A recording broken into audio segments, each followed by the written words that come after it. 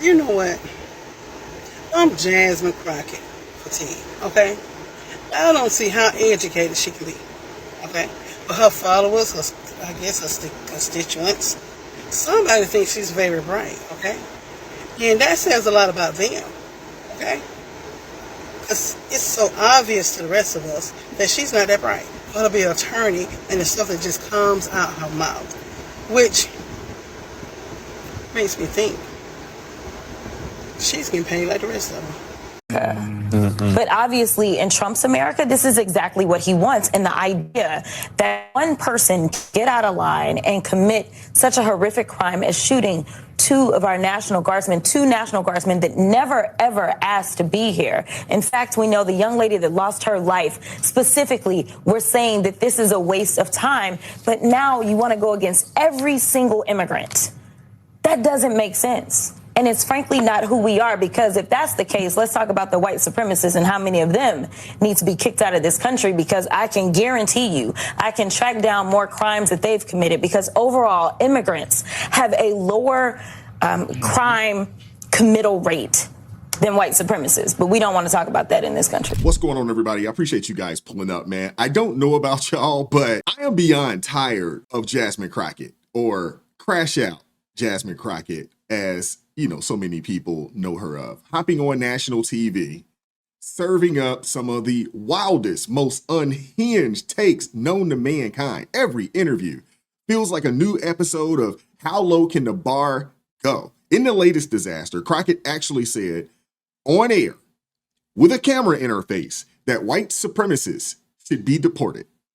That was her response to Trump revoking protected status after the chaos in Minnesota and after the heartbreaking case of the Afghan refugee who shot two National Guardsmen, killing 20-year-old specialist Sarah Beckstrom. This lady here is so despicable that she couldn't even say this young lady's name. This is a service member. This is a person who wore the uniform. And instead of addressing the real failures, real security issues, or the real victims, she pivots to deporting American citizens. Make it make sense, man. And then it somehow gets even crazier, because Crockett announces that she's considering a run for the U.S. Senate in Texas. We're talking about Texas, a state that's so red, it makes a stop sign look pale. Listen, Republicans, they couldn't dream up of a better campaign commercial. They couldn't. She is the gift that keeps on giving. But she wasn't done yet. She gets asked to also apologize for falsely dragging a completely unrelated Jeffrey Epstein, a physician who donated to Lee Zeldin. Not the island hopping predator she was trying to imply, and we know what she meant. But does she get on here and apologize? Absolutely not. Of course not. Accountability is her kryptonite. And to be honest with you, accountability is kryptonite for a lot of these daggone Democrats. You know what? Hey, we're going to get into it. I got a few clips to share with you. Hit the like button, share the video, subscribe to the channel. I'm going to let y'all hear the circus straight from the horse's mouth. Let's get into it. You made a little bit of news last week when you mistakenly accused Lee Zeldin and another Republican I didn't accepting money from Jeffrey. She tried to help her out and say, you mistakenly. And then she doubles down and says, nah, I didn't make a mistake. This lady's crazy. Epstein, but it was a different Jeffrey Epstein, according to the financial records. Do you want to? I want to give you the opportunity to amend that. And I have no amendments.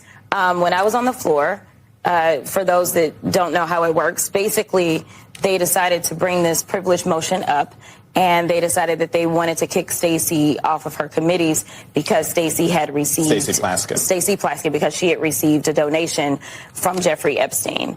I had maybe 20 minutes. We researched the FEC, and because I like to speak with specificity, that's kind of what comes with being an attorney. I made clear that there was a Jeffrey Epstein. They knew on the other side that I did not have. No, and I'm going to show that clip for you guys just to remind you, but she did not say A. She didn't. Time to actually pull up and actually research, especially since that particular one that Lee Zeldin got up in her uproar about was specifically out of the New York area. We know that he was out of that area.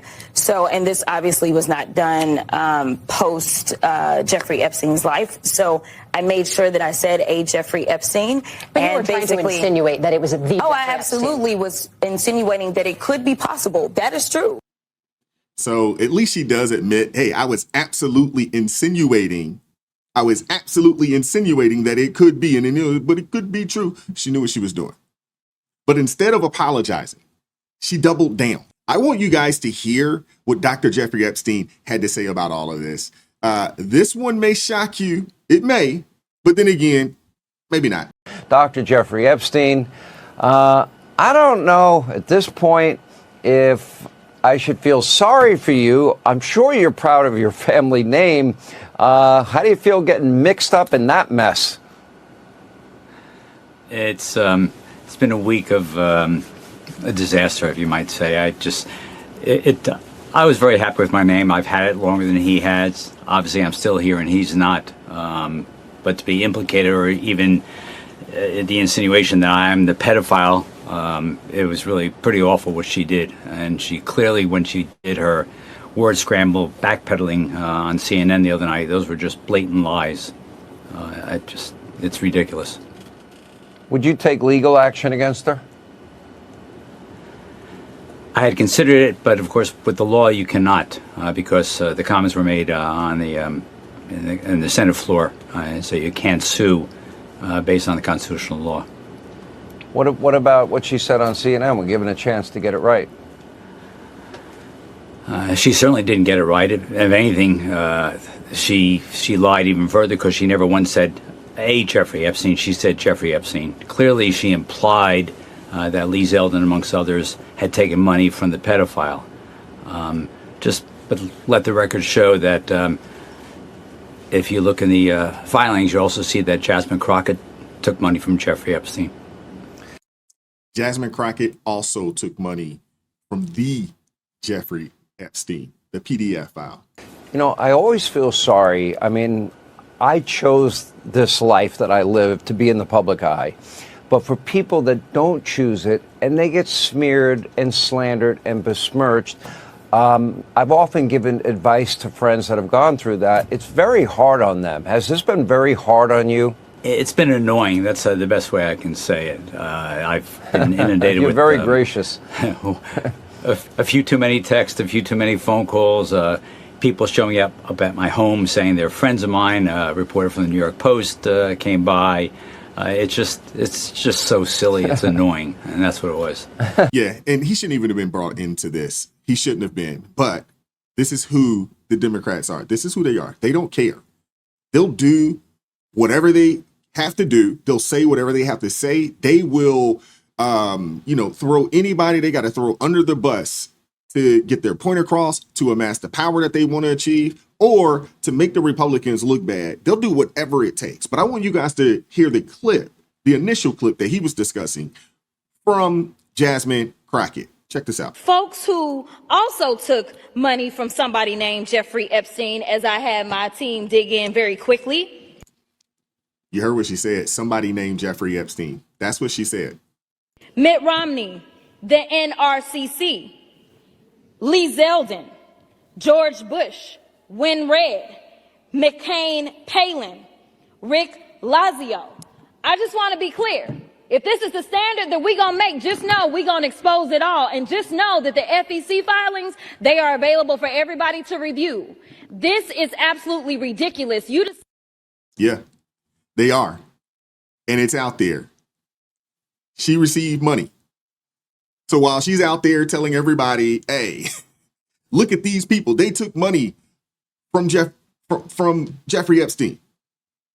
Now, the word going around is that Jasmine Crockett, might have a lot more proximity to this Jeffrey Epstein situation than she let on when she tried to weaponize his name against Lee Zeldin. And isn't that always how it goes? Isn't it? When it comes to these people, the pot is forever calling the kettle black. At this point, whenever I hear a Democrat fire off an accusation, my first instinct is, all right, what are you actually admitting to? Because 9 times out of 10, their outrage is just projection with a press release.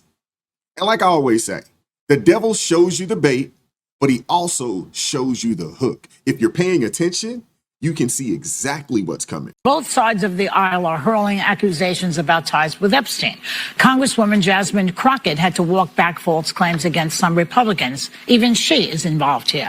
And House Oversight Committee Chairman pointed the finger at Democrats. She is the chairman. Folks who also took money from somebody named Jeffrey Epstein, as I had my team dig in very quickly. Mitt Romney, the NRCC, Lee Zeldin. My team, what they did is they Googled, and that is specifically why I said a Jeffrey Epstein. Unlike Republicans, I at least don't go out and just tell lies. Because it was not the same one, that's fine. But when Lee Zeldin had something to say, all he had to say was it was a different Jeffrey Epstein. He admitted that he did receive donations from a Jeffrey Epstein, so at least I wasn't trying to mislead people. Okay, it is also false. She was definitely trying to mislead people. That Mitt Romney and the NRCC took money. What's the NRCC? The National Republican Congressional Committee. Okay. And she named Lee Zeldin, who also did not take So it's not true that they took money from Jeffrey Epstein? Yeah. So is this... It was a different Jeffrey Epstein. Yeah, it's a different... It's so confusing but Joy, and annoying. This is why people get so frustrated with politicians. Yeah. Something horrible was done. We all agree on that. Epstein engaged in horrific crimes. Yeah. But people care more about, well, my team didn't do it, your team did. Yeah. And why is this a political issue? Exactly. It's also sex abuse of children. When she said, my team looked into this quickly, when you're going to throw out an accusation that big, which we all know this case is that big, just own it, say it was a mistake, and move on, because to then try to say, well, they lie and we don't lie, again, it's the distrust in Congress and our politicians. But the bottom line is, and you've said this before, Sarah, this is not a partisan issue. This is not a right, but I'm speaking issue. purely to don't sling an accusation out on the congressional floor and not dial it back quickly, abruptly say, I got it wrong, and move on, because it isn't political. It's You know it's bad? When The View is calling out the shenanigans, you know it's bad. You know it is. And this person believes they may have a chance at a Senate seat. Come on now, cut it out, man. Seriously, cut it out. You are, we're told, weighing a decision on whether to jump into this Texas Senate race, challenging Republican Senator John Cornyn for his seat, although it's unclear that Cornyn will survive a Republican primary. You said you had a meeting this week with pollsters to discuss your chances. Did you have that meeting? And if so, how did it go? Are you still thinking about running? I am still thinking about running. We did get our polling back. So we are moving on to the next phase to determine whether or not this is would make sense in the moment, and if the infrastructure can be built out in the way that I see it being necessary to actually be able to win, as well as we are continuing to look at the polling on the other side. Listen, they are in a civil war right now on the Republican side as it relates to who will become their nominee. John Cornyn has served the state of Texas for decades at this point in time in some capacity. And right now, I don't know if he's MAGA enough to make it through his primary, but we are evaluating all things and seeing what it would look like to put together a team, and we will make a final decision by Thanksgiving on whether or not we're going to ultimately move forward. Data is only one part of the equation. You have to be able to execute. And the state is 30 million people. It's a $100 million race, as well as, we need to be able to take advantage of the fact that the Republicans are fighting right now and they may have to go to a runoff.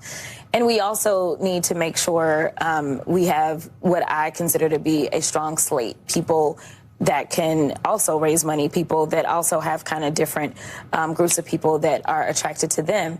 And so it's more so logistical than anything at this point in time. But for sure, we did not stop our evaluation because the evaluation made it clear that the coalition that won on November 4th, black and brown folk, when you look at the numbers in New Jersey, when you look at the numbers in Virginia, it was making sure that black and brown, number one, showed up and voted the right way.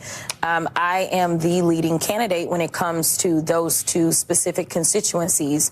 And so it does make it to where I am very formidable, regardless of kind of what people may want to put out into the atmosphere. The numbers are the numbers. So you still haven't made a decision? I am closer to yes than I am no. I will tell you that. But regardless of what people think, strategy matters and execution.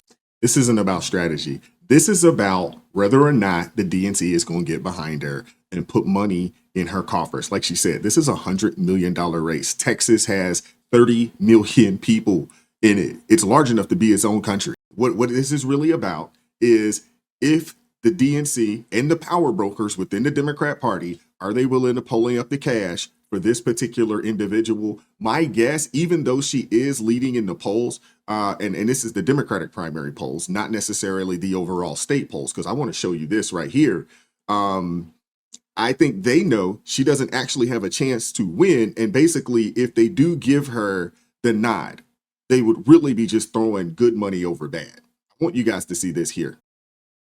Now, this right here I pulled off of X, and it discusses the 12 hypothetical November 2026 U.S. Senate face-offs featuring Republicans, Cornyn, Hunt, Paxton, and then obviously the Democrats, Allred, Crockett, Beto O'Rourke, and Tallarico. And when you look at this, in every last one of these, there's really not a path to winning for Jasmine Crockett, especially if the incumbent, Cornyn, wins, or who I think will win, which is current House Representative out of Texas, Wesley Hunt, one of my favorites in the House right now.